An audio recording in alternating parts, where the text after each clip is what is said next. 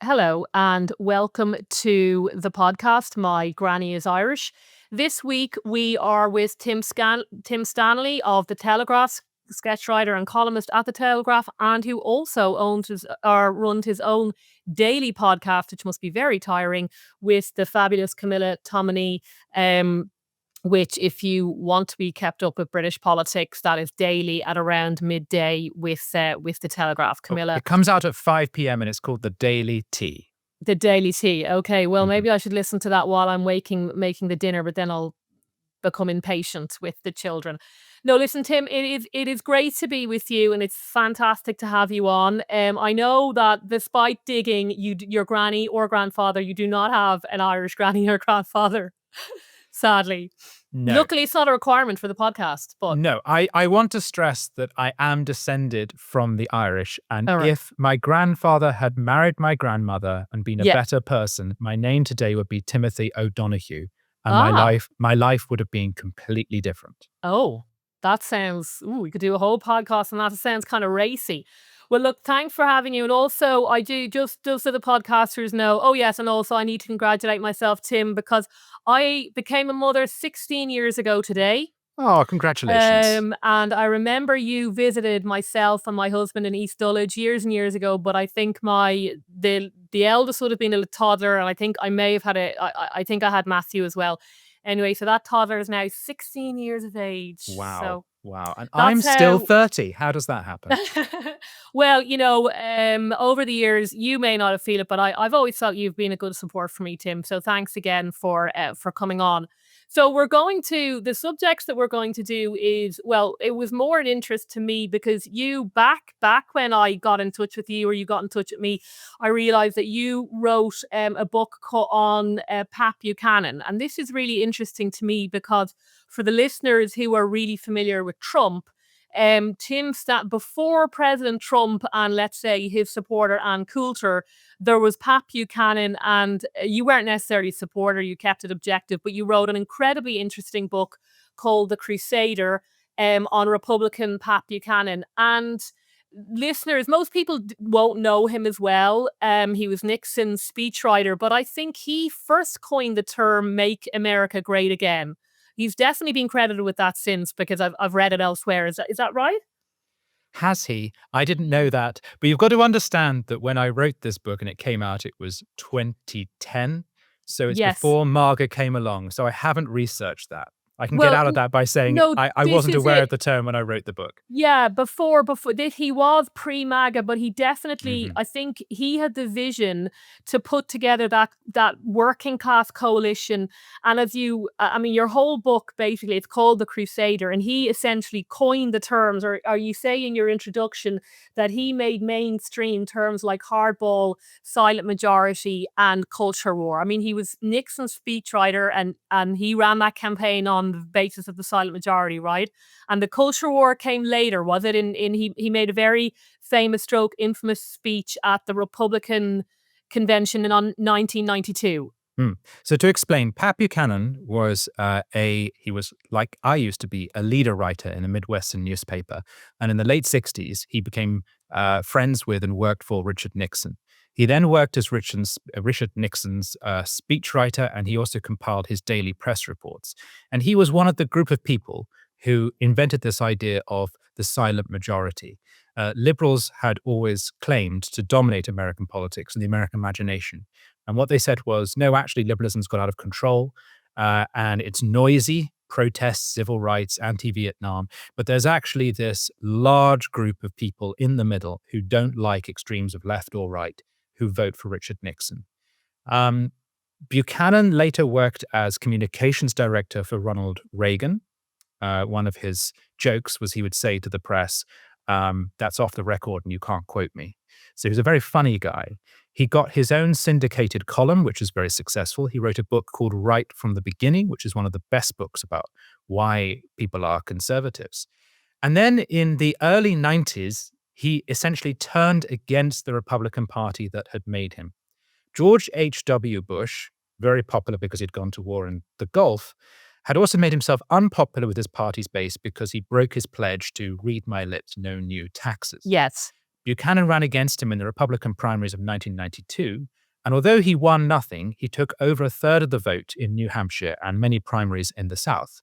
And this was one of the things that spelt the end of the George H.W. Bush presidency. Now, crucially, that campaign was not just an anti-tax campaign. Buchanan also came out against the Gulf War and against what people called the New World Order. And he was critical of free trade and said that we ought to protect US industries. This was not a new thing in Republican politics. It was a return to what the Republicans had believed until 1945. Donald Trump is very similar to the presidencies of people like Calvin Coolidge or Warren Harding, who believe they were nationalists, business nationalists who believe you need to protect the country from foreign goods and from foreign workers.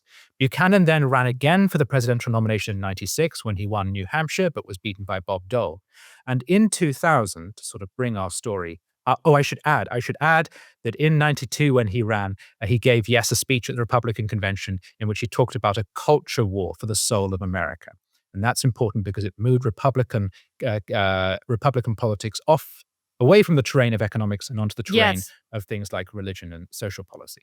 So he ran again in 96, won New Hampshire, but was beaten by Bob Dole, and realized at that point the Republican Party would never let him be the Republican nominee. So in 2000, he campaigned for the nomination of something called it was Third Party. I want to say the Reform Party. I can't remember what it was called. Oh my gosh, it was Ross Perot's lot. Okay. Anyway, he ran Third Party and he had to get the party's nomination. And he was opposed briefly by a man called Donald J. Trump. And Trump ran against him, suggesting that Buchanan was some kind of Nazi lover. And although Trump only stayed in the race for like a week, it was just a stunt. It did a significant amount of damage to Buchanan's credibility. And that he won the nomination he won the nomination, but he did very, very badly in the general, and that was the end of his political career. Yes. But as you referred to, one part of the project that Buchanan is involved in is construction of a new conservative majority. And that conservative majority is based around a combination of cultural conservatism, skepticism and realism on foreign policy, and also a new kind of economic pragmatism that's hard to define. But it's not the classical liberal conservative economics of people like Ronald Reagan and Margaret Thatcher. It's something new, which is interventionist on things like protecting jobs. And what's interesting is not only has Trump picked that up and it became MAGA and he won, but it's also being picked up in other countries too. So in my country, in Britain, Nigel Farage, who 10 years ago was a classic Thatcherite who wanted to privatize everything and cut your taxes, he now wants to nationalize failing industries. So it's a right which has moved the right on social policy, but which is also a little more pragmatic on economics. Yeah, I think it is a fascinating book to reread now, post MAGA and just how successful they have been, because certainly when I was growing up, what was the most overused phrase on the right was always, "Oh, I'm socially I'm socially liberal, and I'm economically liberal," and this was very much, Bush and Romney, I think, was very much open trade, and all of the social conservatives, they were the embarrassing people. Can we just either, we want their votes, but we definitely don't want them on the telly or anything like that. But now I think things have really come full circle again. If you look at that memorial to Charlie Kirk, I mean, to see Marco Rubio, the Secretary of State, one of the most powerful men on the planet, essentially sum up the gospel in 5 minutes towards the end. I mean, if you said in Republican circles, this was going to happen 20 years ago or even 10 years ago, they would have told you you're crazy. This is the party of Bush and Romney and all the neocons obviously had their day. And it's been a huge, I think, turnaround and what I would think looks like a Christian revival.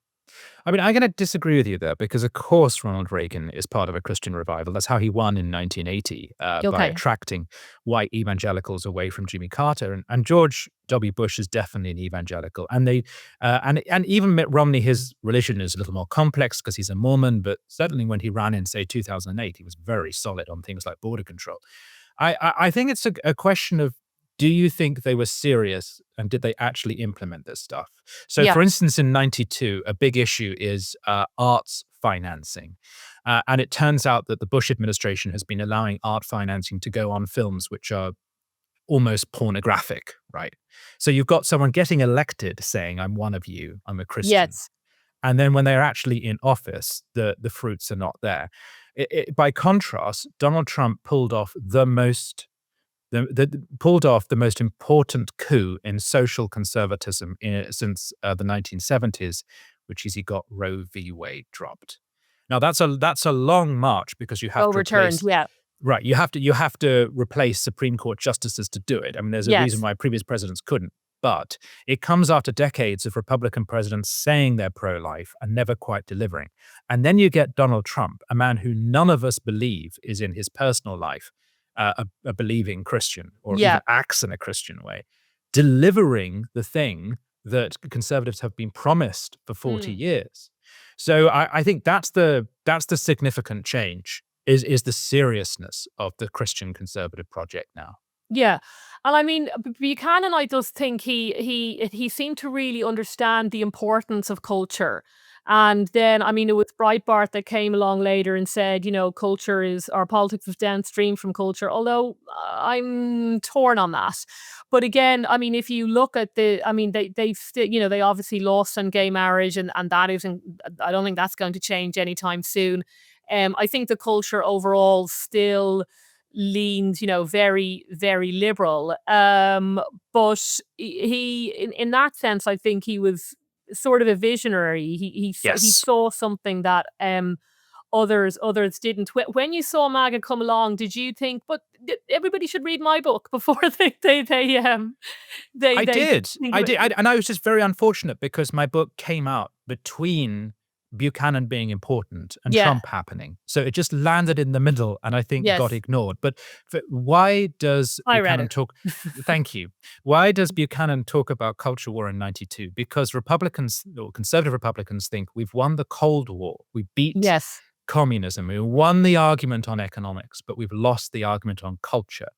And he is a civilizational conservative, like Breitbart, who says it doesn't matter how many things you privatize, how many taxes you cut. Yeah. If your universities are controlled by socialists, if your church is controlled by socialists, if your media and your Hollywood is controlled by socialists, you're going to produce voters who will eventually vote socialist. Yes. And so you have to, it's uncomfortable for conservatives who don't like telling people what to think and what to do. It's Yes. uncomfortable for them to say, I'm going to meddle with this institution. I'm going to sack these professors. I'm going to take on Hollywood with regulation. But what Buchanan is saying, like Breitbart and like Trump, is if you don't do that, then in 10, 20 years' time, you will lose. And we've seen the consequences of what happened in higher education in the 90s in woke. Woke doesn't happen overnight. It's because of No. a whole generation of liberals and socialists being given tenure. That's what brings it about. Yeah, well, it's interesting how you say that because I would in some ways I would consider myself more hardline than you, but maybe that's just that you seduce people into agreeing with you, whereas I try and whack them over the head. Yours is probably more effective. But this frustrates me with conservatives because even with, there's a number of things, two recent things. Like I remember, I think when these woke guys and girls, very much girls, were in university and they were doing their gender studies and their women's studies. And I very clearly remember right-wing people go, oh, don't worry about that. They'll never find a job with their gender studies. They'll all be unemployed. How wrong were they? These gender studies people, the women's studies people, they all run HR for a start. So they literally control. It's a shadow economy. It's a sort of shadow government. Who gets in? So you might say, well, I have my engineering degree, so I'm going to be fine. No, but you're not fine if HR are all controlled by the women's studies people, and the gender studies people. And this, I think it's just naive, on behalf of conservatives. Again, so supposedly we weren't supposed to worry about them. They'd all be unemployed. Not true. They're now they just created posts for themselves, right? Diversity and equity posts in the NHS at £150,000 a year or something. So they're both have well-paid jobs and stop maybe other conservatives getting actual positions in that sector. And I mean, a very concrete example, for instance, is the incoming, I think, Oxford Union president. who, you know, it seems was celebrating the assassination of Charlie Kirk. Now my position on that was, look, he's a young man. Okay, young people say stupid things. I don't want him ruined. And first of all, he won't be ruined. He's coming. I know how the left work. He'll be head of Amnesty International soon enough. But also, he's just clearly not suitable to be head of a debating union. You know, and he will get a podcast, right? He will get a podcast. The thing is, I want to adopt a live and let live policy. Yeah, I agree with you. I think young people, give them a break. And I also think it's a kind of an inversion of the free speech argument to say that this guy should have his free speech taken away, because I know he's a horrible person. I just don't think he should be able to run an Oxford Union. Right. I think he can say whatever he wants, but just not as president of the Oxford Union. But on a personal note, I am tortured over this question of how does one fight left-wing domination of institutions? Because as I say, on the one hand, I want to adopt a nice Christian attitude of I'm not going to pick a fight with people. On the other hand, the other day I discovered by accident, I do a BBC religious program called Thought for the Day. Oh, yes. It's totally, it is totally vanilla. Yeah. It's not political. Yeah. It's not political. It's just a spiritual reflection on the events of the day. The other day I discovered a Facebook page dedicated to getting me sacked from doing that job. Well, now you see. And it was on the basis that the person running the page she hadn't read originally the newspaper story, but someone had sent it to her. I had written a newspaper story in which I referred to a Labour MP as Mumsy. Okay. Oh. Mumsy, meaning, projects herself as a mum-like figure. This is the woman who was campaigning for a sister dying. And she always puts on this mumsy act of, I don't want to kill the elderly. I'm just a very, very nice, sweet lady. Yes. And this person who read this story decided this was misogynistic. Yeah. And I don't belong on the BBC. And so was establishing an email and letter writing campaign to get me sacked. Now, the problem is I'm expected to tolerate her. She doesn't tolerate me. So if I take the position of I'm not going to fight back against her, what happens in practical effect is eventually enough letters go in that I get sacked. Yeah. In which case, you may not even be told. No, and you might not even be told why. But this is my point. I want to have a free speech for all, live and let live attitude, and allow left-wing people to take over the institutions, because if that's what people want, fair enough. But I have to be realistic. The likely outcome of that is I get sacked. Yeah, don't be surprised. That, Tim, I can't. Is that the common good falls away? The likelihood of that, if we get more poor laws, bad laws, we get more vice in the very broadest use of the word. And this is classic, because Tim, to me, again, I'm certain. You're incredibly influential and you're incredibly effective, and you have never ever said anything even mildly offensive. Me is different. So this is what I always say to the. One second. Quiet. Sorry, my dog has just seen the postman go past. Come here. Up there now. Good boy. Sorry, carry on. No, I know your dog's beautiful. So if they come after you, Tim, they'll come after anybody. Yes. It's just it. And to bring it back to the head of the Oxford Union, as I say, the thing with conservatives is many of them are practicing Christians, and they have that live and let live attitude. But if they adopt that attitude, they're going to allow people to run institutions who laugh and celebrate when a conservative gets shot in the neck. Do we really want a culture which is dominated by people? No. Because these people never back down. They will always keep on fighting, and they will probably win because we let them. Yes, well, this is exactly why you shouldn't, and why, if he is removed, he should stay removed. And I don't want to hear and read any podcasts or blogs saying that this is a terrible thing. In fact, I do remember your co-host, I think I saw her tweeting that, he should be left in place. Absolutely not.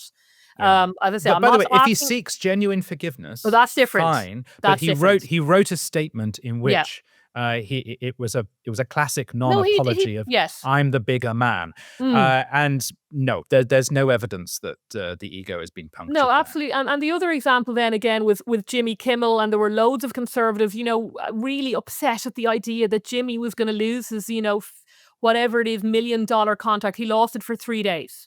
3 days. But I wrote a piece on that. But when he came back, he actually he clarified. Now, some people say he wasn't being serious. I'm taking him at face value. He said, I didn't mean to belittle this man's death. That would be completely wrong. I think, yes, this is what happens if you suspend somebody for 3 days.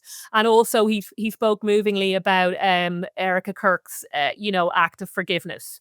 Yes. And that's what we should aim for. And I think, you see, you get a higher standard of humanity if you set standards. And to me, that's what conservatism is. Not live or live. No. I've never said that. No, I think conservatives are there to set a certain standard. Obviously you have to have a level of tolerance. And if people are going around, celebrating people's deaths all over the place, no, we've let things slide. Of all the things that ought to be shamed and lead to cancellation, it's the celebration of death. Yes. But as we speak, we're in a situation in which my Home Secretary is trying to gently persuade people not to protest. Yes. In the immediate aftermath of 2 Jews being murdered. So we can move on then to UK politics, and there might be a slight delay from when this is recorded. I just should say for the viewer to when it goes out. But yes, it is the Friday after the attack on the synagogue in Manchester on the Thursday before. And I heard actually this is the Home Office minister on Radio 4 today, just after 8:00. And yes, I heard her basically not saying she was going to ban any of these Palestinian protests, but just please don't go. So, what are your views? You were in the you were at the Labour conference earlier this week. This is obviously a really genuinely shocking event, although I think predictable, that's happened in Manchester on the Thursday. How are things fraught in the UK now? I mean, these protests are weekly, aren't they? It is fraught. And we've had protests on both right and left. If you want to, do whataboutery, Shabana Mahmood, the new Home Secretary, is a good place to start. She was brought in to replace Yvette Cooper. She is a Muslim, and when she was appointed, a lot of numbskulls online said, "Oh, Britain has fallen; is now got a Muslim heart." As though, imagine that Labour does want Britain to become a caliphate.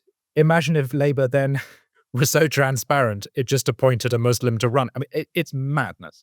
Yeah. In fact, Mahmood is on the wing of the party that is very socially conservative. She is a practicing Muslim. She's also against assisted dying. She is religious. And she seems to be taking a tougher line on immigration than the woman who came before. And so there's an argument for saying that the government is on a path towards generally toughening up immigration policy and possibly cracking down on protests and the kind of outrages that we've seen. The problem with Labour is that it is where the public is, but it always arrives a few minutes late, like any train in Britain, right? You just can't rely on it.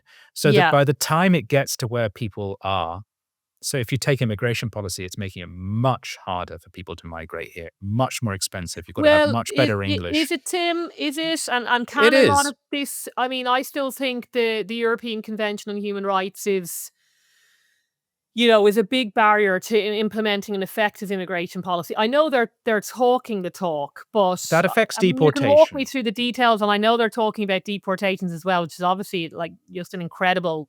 But to give you a concrete example, hitherto, if you got asylum in this country, you could immediately start applying for members of your family to join, almost without limit. And the government has said that stops. From now on, if you want a few family members to join, they must have a certain income, they must be proficient to a certain degree in English.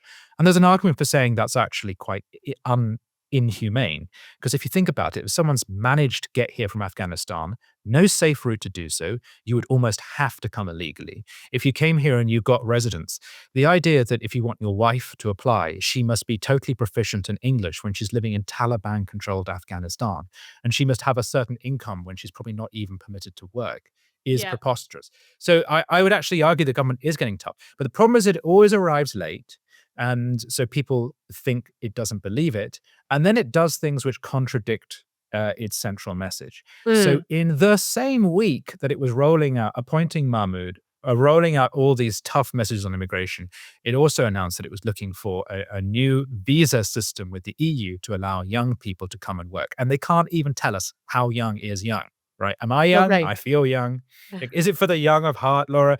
So this looks like European free movement through the back door, right? And they're doing that because their growth figures are bad. They need the growth to go up because they have fiscal rules, and they can only break the fiscal rules if growth goes up a bit on a graph. So the whole thing is just an appalling con.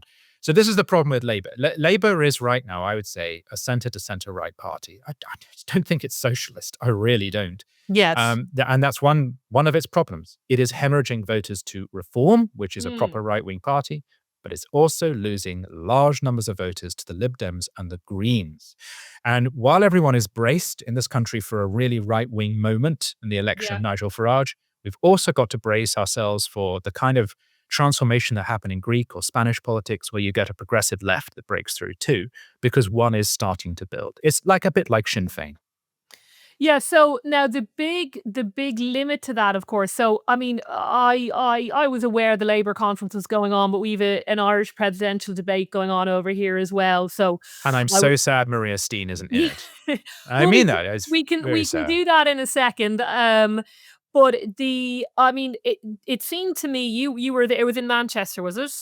Where was the It was in Liverpool. Oh, okay, Yes. okay.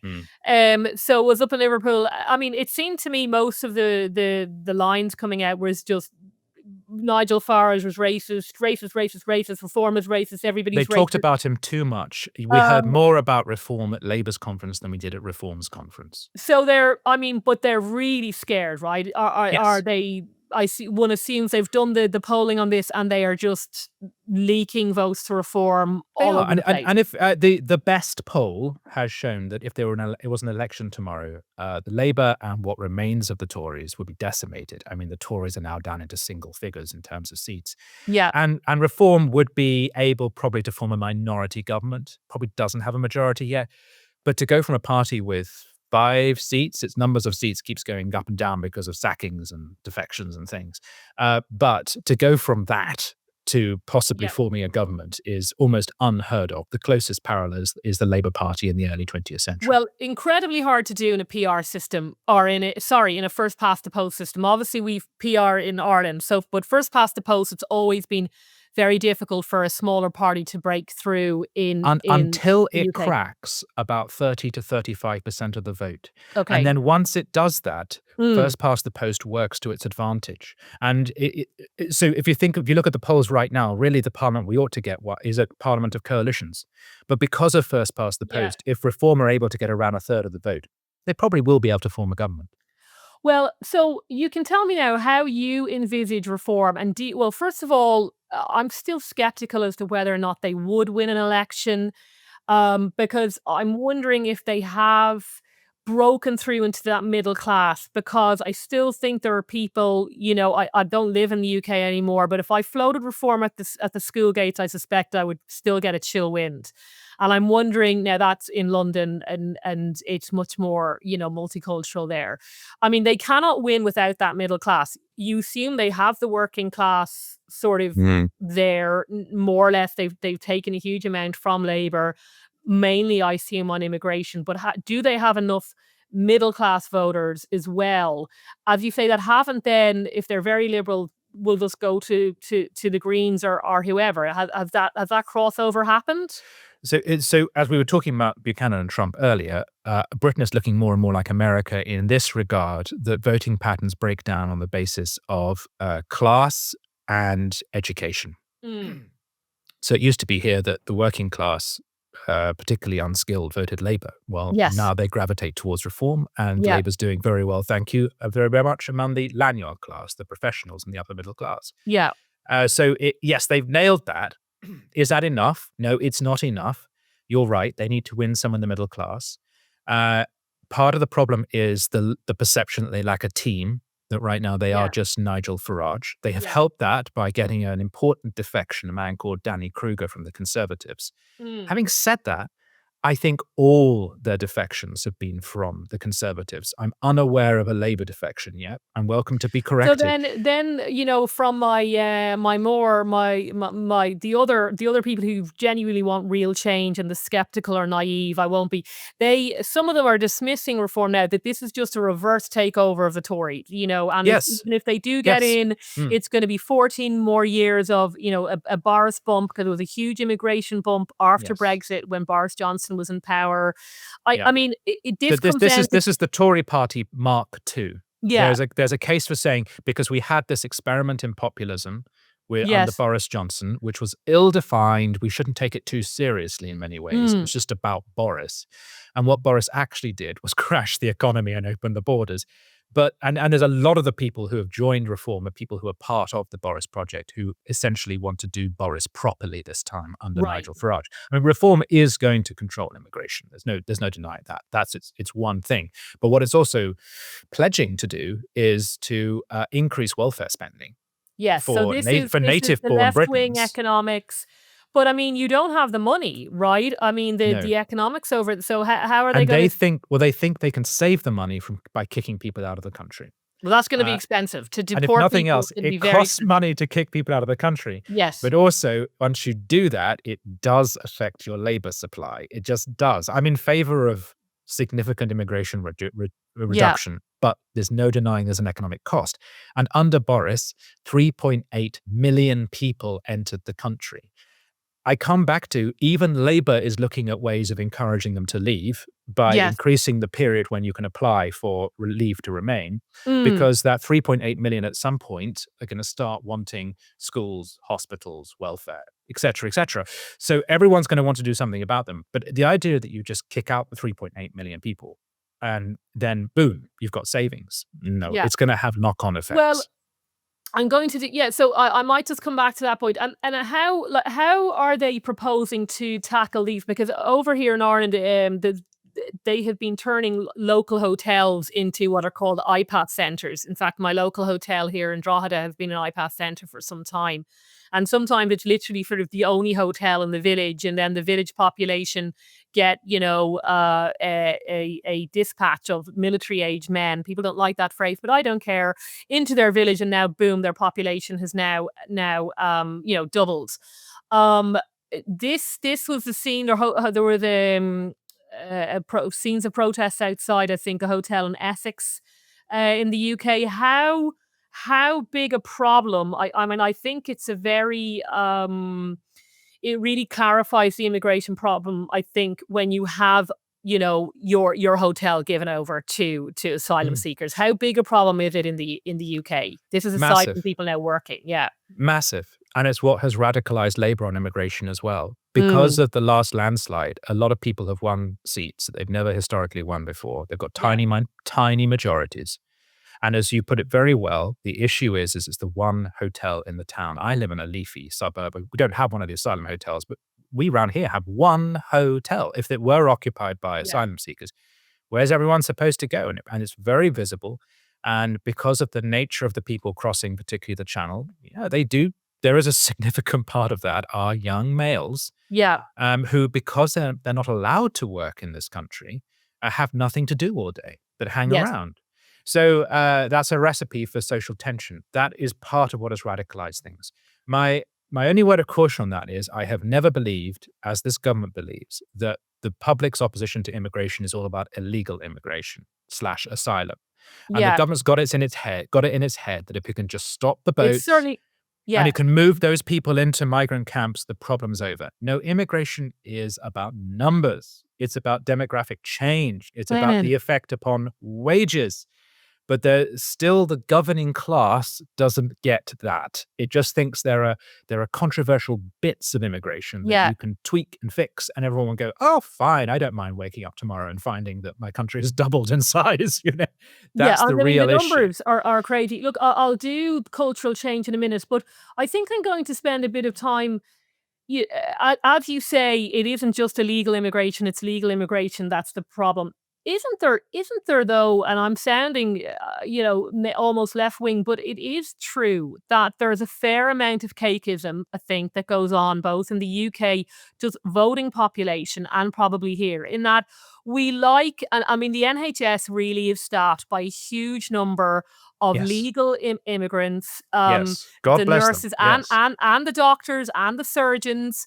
And so you do have an elite that are either first generation or second generation legal migrants, but also a huge number of lower people on lower incomes, and there is a bit of cake, isn't there? The native population, it likes having its cheaper goods, it likes having its cheaper service, it likes being able to order whatever they want on Amazon and having that thing delivered to you within 2 hours, by Mohammed whoever. So are they ready for the type of change that would be necessary? Are they Yes. actually willing to pay more in wages? Are they willing to sacrifice their Amazon delivery? Or, as somebody very famously said on Question Time, I mean, who's going to serve me my warm coffee now at Pret? I don't know if you remember that one, but I definitely remember before Right. Brexit.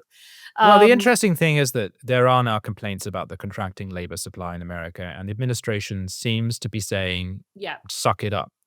Nigel Farage was once directly asked about that and famously said that he'd rather be poorer and have less immigration than the other way around. Yes. I think the He people... won't be poor, though, will he? He won't be. But I think the No. people who are at the cutting edge of this have figured that out and actually believe that in the long run, it is better to shrink the labor supply and raise wages than Do the to... population know that? Are they willing to make the sacrifice? I don't know. I mean, of course, it depends on what your experience is. If you compete with that cheap labor, if Yeah. you live in a town where your town has been just taken over by cheap Turkish barbers Yeah. and chiropodists. I mean, it's really odd how so many towns have just changed in their character. If you ran a kind of a Greasy Joe's Cafe, as we would call it, and suddenly you're competing against 12 Starbucks on the same high street, Yes. you might have a different take on Well, I the don't like the economic trade-offs. Starbucks as much as I don't like actually, I prefer the Turkish barbers, if I'm honest. Right. But the real... Nothing worse than Starbucks. But the thing at the heart of all of this is the lie that we have told the British public, and I don't know about Ireland, but we've told the British public for 50 odd years that you can live forever and you can receive a generous pension and Yes. an NHS that will wash every inch of you if you need it. Yeah. And you also don't have to have kids. Yes. You Well, don't I need to think there was- reproduce your population. You can just die alone, and we Yeah. will care for you from cradle to grave, and there is no cost. No, if we insist on living the way we live, and we want the Yeah. social goodies we want, then yeah, we have to have a permanent pool of very, very cheap labor.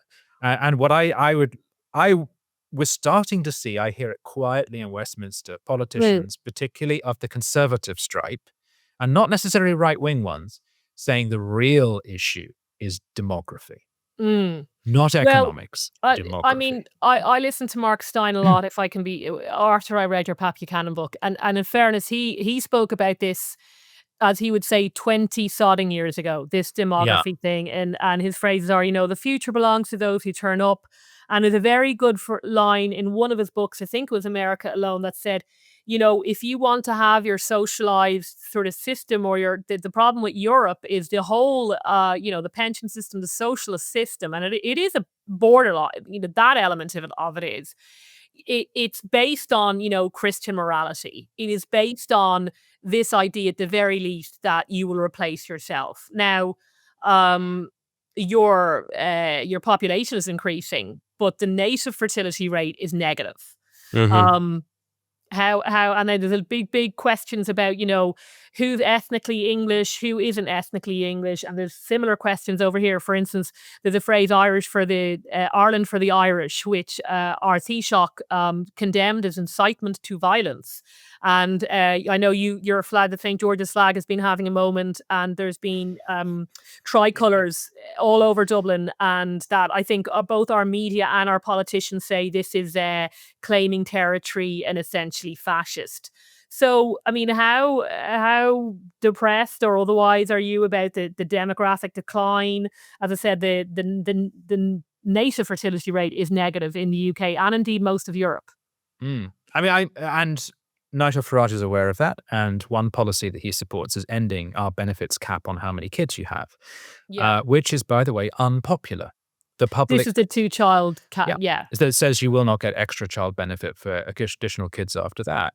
And that policy is popular. Nigel Farage is taking an unpopular stance by wanting to encourage people to have more kids. This is not a pro-natalist country. This is a country which has persuaded itself that it's actually antisocial to have too many kids. The problem is, as with all these issues, if you refuse to address something for a decade, and if you punish people for talking about it, then when the issue finally comes to the surface, it is usually the extremes that dominate it, because Yes. they're the people with the guts to actually keep pushing at it. And they don't have much to lose, right? And they have nothing to lose. Yeah. So the Ireland for the Irish people, or the Tommy Robinson people, or who, I'm not saying those are the same things, but I just mean the people who want to racialize this and make it about ethnicity. I always like Tommy Robinson does have an Irish granny. In fact, his mother is Irish. I like to remind everybody of that now and again. Well, there you go. We all have something. On an Irish passport. Well, there's something good in everyone, isn't there? But the extremists have been allowed to take over this issue because people like me were either ignored or told not to talk about it, et cetera, et cetera. So the truth is that demography is not necessarily, I don't see it in racial or ethnic terms. It doesn't bother me if this country is majority white or non-white in 100 years' time. It is what matters to me is that it is a flourishing, fertile country, and one which hopefully has a good Christian culture. So now, a good Christian culture. Tim, is it going to have a good Christian culture? Because we know that the Muslim fertility rate is way above replacement, right? They have children. They don't need to live in well, I won't even say Kensington, but Bromley. They do not obey what I call the unofficial English two-child rule. You know, they have more than 2 kids, and their fertility rate is fine. Thank you very much. Now, isn't there a tipping point? I mean, I think, to be blunt, there is a tipping point where, you know, if you're a Christian and you're not surrounded by other Christians, those values die out. You're less likely to have extra children, I think. But if you're, you know, there are whole towns now that are exclusively Muslim. You know, there are whole, and yes, some of them are the elite, the Home Secretary, who I think is incredibly effective communicator. You know, she's our kind of Muslim, right? We'd love to have her around for dinner, but they're not all, you know, there's also, you're dealing with the grooming gangs. There's also a small minority that have no interest in integrating into either English society or indeed Irish, but there's far more over in England. So I think your hopes for a Christian culture are reducing fast. Well, even if you look at the worst statistics, I say worst as in what the right says are the worst, they don't show replacement. They show Christianity becoming no longer majority and as becoming a sort of a genuinely multi-faith society. I think you can, and then we come to the question of what we mean by a Christian society. I think if there are some people for whom Christian is a synonym for white, and I think there are some people who are activists on this subject who I don't believe even go to church, and really they're just using the word Christian because it sounds better than saying Anglo-Saxon, Norse, and Celtic, right? Yeah. There are some people who say, no, this is about having a distinctly Christian culture which is at risk of erosion. Okay. But I would argue, and I don't want to relitigate Vatican II here, that we're no longer in the business of conversion by force. We're now in the business of being Christian by living like Christians. Yeah. And I think we can have when I say a Christian society, what I mean is a moral, good society that proclaims the good news, yes, and has that woven into its life and even its constitution, because my country has a state church. But nonetheless, it's one in which there is room for toleration of difference and indeed which treats people kindly. So when I say I think we might in 100 years no longer be a Christian society, ethnic change is part of that. But I think I'm actually more concerned about producing the kind of society where tensions are so great, that the state becomes really big and fascistic or communistic, and is not nearly as nice as the one we have right now. I think we can have a multicultural society within the structure of the framework of a Christian culture. And I want to maintain that structure and that framework of a Christian culture. Well, look, yes, but I think it's going to be difficult to maintain that framework, Tim, honestly, on the current demographics. And I mean, can you really call England, for instance, London is majority now, majority minority ethnic. Okay, if you take all the ethnic minorities together, if white English or white English Christian fell into minority across England, can you really call it England anymore? I mean, and this is what annoys me. That's the $1,000,000 question. Yeah, are allowed to be Nigerian in Nigeria, right? I mean, if a load of white people went over there and started, saying, outbreeding them, can you call it Nigeria anymore? I'm not sure you can. I don't know.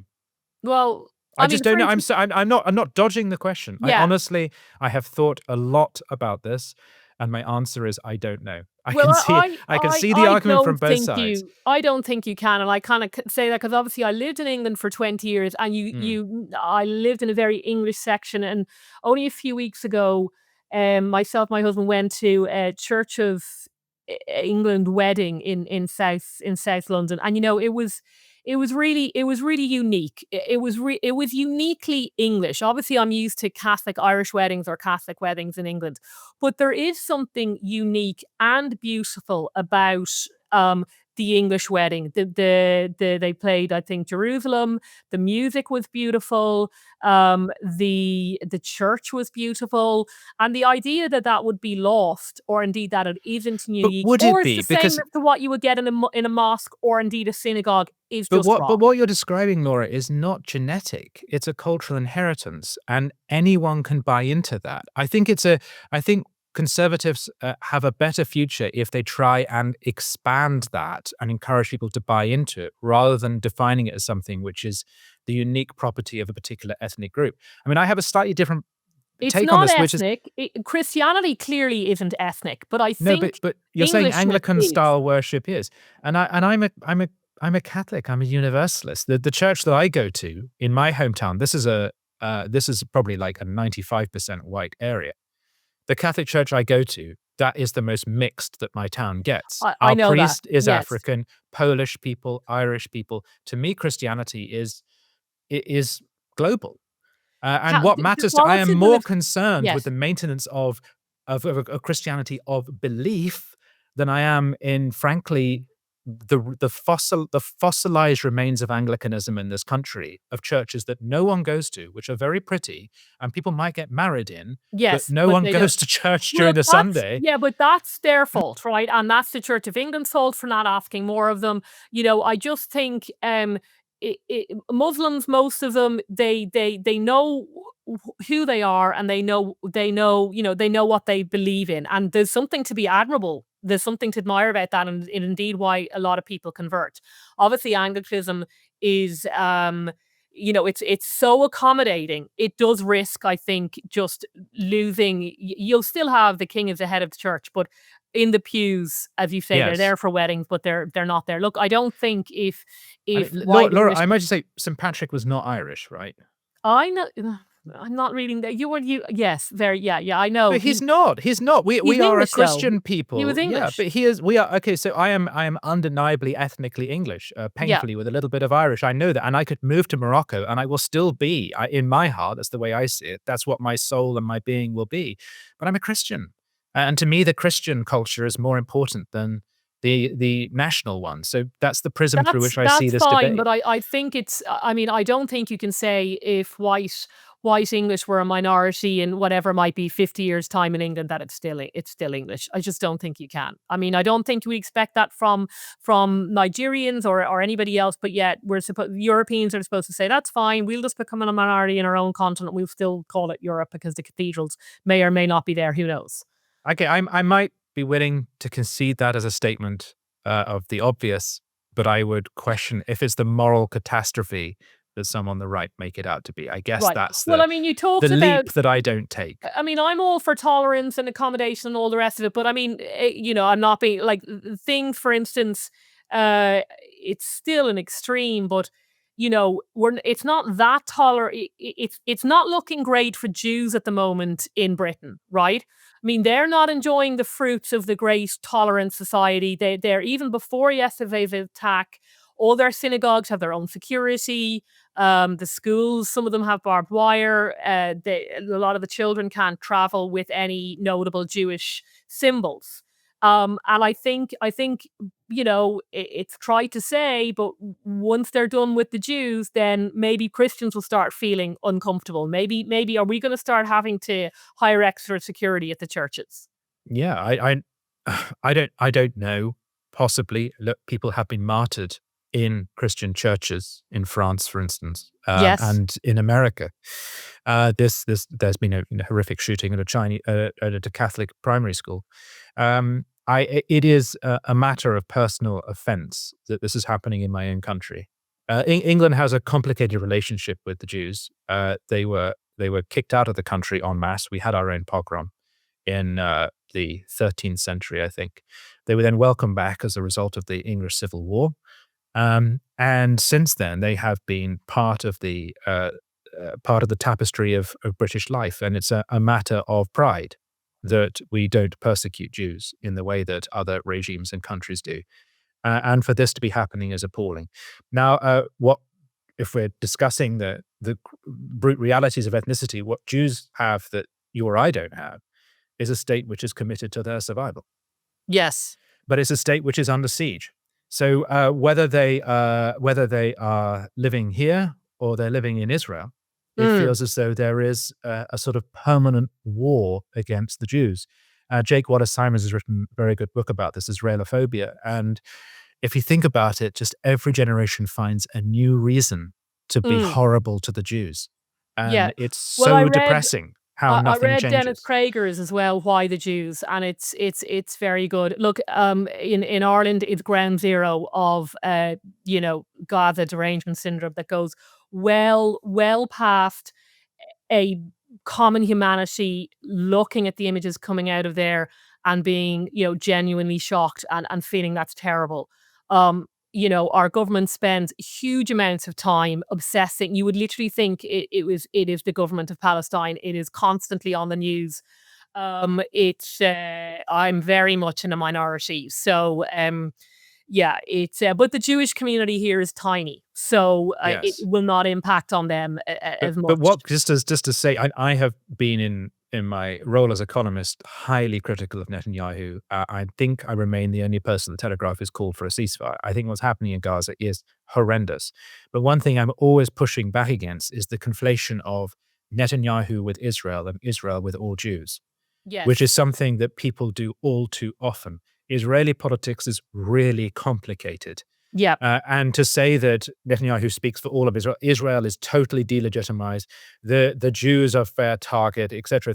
This gets to the heart of what anti-Semitism is. Yes. The idea that every individual, whereas you and I try and treat people as individuals made in the image of God, what ideologues of all strands do is they treat people as groups, and to say that you all have whatever Netanyahu has done, you have the blood on your hands. That is a classic anti-Semitic thing. And by the way, one thing that even though Israeli politics is fantastically, wonderfully bitter and cynical and corrupt, there is one thing that's united them, and that is opposition to recognition of the state of Palestine. Yeah. And that was done entirely for domestic consumption. Well, Ireland did it months and months ago. Pretty soon after October 7th, that was their reply. It was right. It was a shameful moment. And yes, I think in terms of it was done politically. So explain, why do you think the UK then, which is far more important, they've recognised the state of Israel? I mean, wasn't this just to push for peace? I mean, I think the peace deal, I'm hoping that this will happen. You said it was for domestic consumption. Can you tease that out? The peace deal has nothing to do with Europe, let alone Ireland or Britain. It is a personal thing between Netanyahu and Trump, and peculiarly Tony Blair. And this is going to be resolved among Arab states with America and Israel's blessing. What Europeans were doing was trying to have their cake and to eat it. They dragged their feet. I mean, this has been going on for like 2 years. They had dragged their feet over condemnation of Israel. Sometimes for good ethical reasons, other times because they don't want to spite an ally. But they had to come up with a formula Yeah. that would make it look like they are doing something. Yes. And that thing to do was the recognition of the state of Palestine. And they're doing that for domestic consumption because here in Britain, as I said at the very beginning, Labour is in trouble not just with the right, it's also in trouble with the left, the pro-Palestinian left, but also Muslim voters.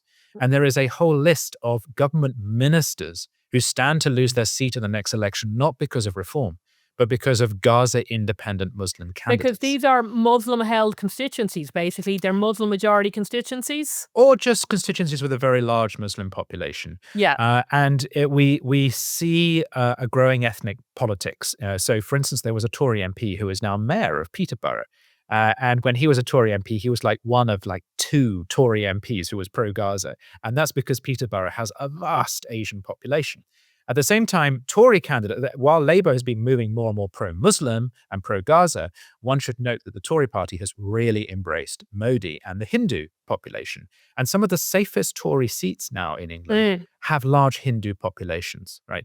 But if you go back in history and you look at the history of the recognition of the state of Palestine, when it's first done en masse in 1988, it is by Soviet states and Soviet satellite states. The number of countries signing up to this grows to the point where today, among those countries that before the Europeans joined in recognized Palestine, were Morocco, which occupies Western Sahara, China, which occupies Tibet, and of course Russia, which currently occupies part of Ukraine.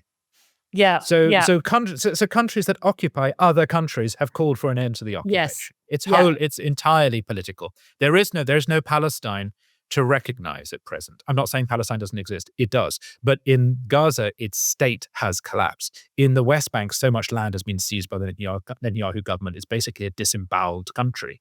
You are recognizing rubble. It's absurd. Yeah. Well, look, I'm just going to pause there because I think when I first got in touch with you was to demand, now after all that very depressing sort of conversation, I think I'm going to head off there to Switzerland and get some assisted dying in, or at least I'll do it when I'm older. The assisted dying bill over there, or assisted suicide bill, I think is past the House of Commons, a very important vote, and it's now at scrutiny stage in the House of Lords. Yes. I mean, it looks like this thing is going through. And part of the problem is the algorithm, which means that whenever there is a good speech in the Commons or the Lords, you and I, on our feeds, see it and think this thing can never pass because one Lord after another is making an excellent argument. What we don't realize is the algorithm is sending to a whole load of other people all the other speeches. And the truth is the Westminster class narrowly, and much more, and far more narrowly than the population, if Britain held a referendum, we would introduce assisted dying.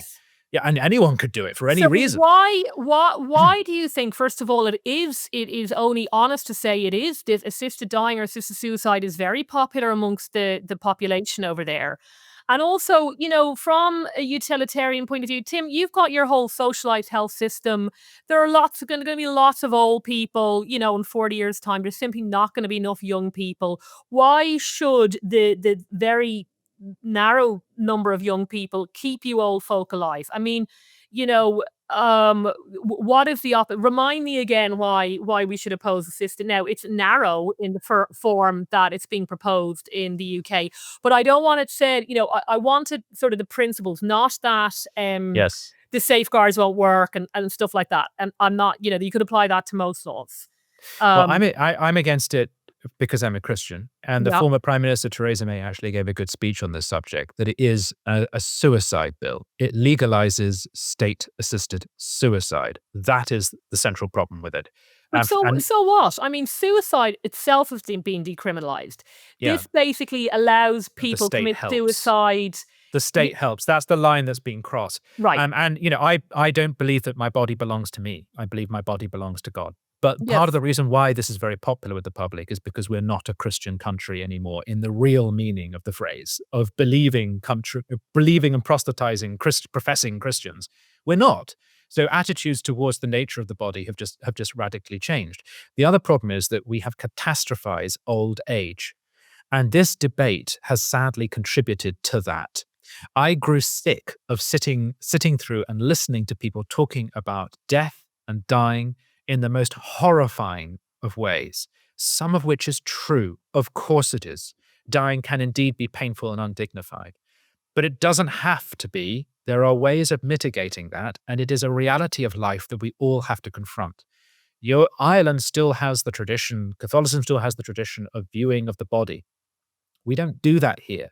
All we're conscious of is COVID, dementia, and then you're dead and you don't see it and you're just gone. There is no afterlife. You're just gone. And then there's much weeping and grieving for the next 20 years until you die as well.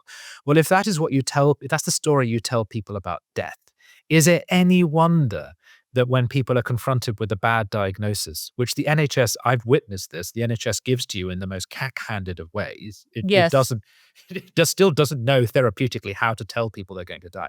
Is it any wonder people would say, I want to die? But I'm against that because I don't think your body belongs to you. I think it belongs to God. I think this is a step towards what happened in the 1930s. And I think if you follow the logic of what you're saying, if we see human beings as numbers on a balance sheet, and if we see the NHS as a god to which all must be sacrificed, then it logically follows that if someone is a net cost to the NHS, we should deny them care or assist them in their death.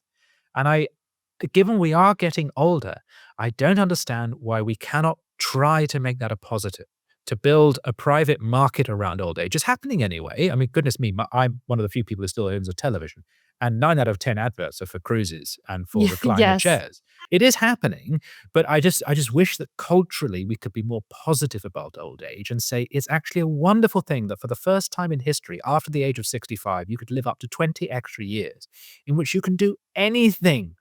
That is a gift from God. Yeah. But instead we treat it as some kind Well, of I also think, terrifying thing to face. yeah, I mean, I also think it says a lot in that if you, I don't think the ethnic minority religions that the minority religions that we have spoken about before, they won't be killing their old people, right? This will not happen in Muslim communities. It won't happen in Sikh communities. And they look after them and they Yes. honor them. And that's Mm. two things we don't do in Britain anymore. And I counter it, and it always amazes me the number of people who've disconnected from their parents, who have nothing to do Yes. with their parents. And it's so alien to me. I don't live with my mother, but I live around the corner from my mother.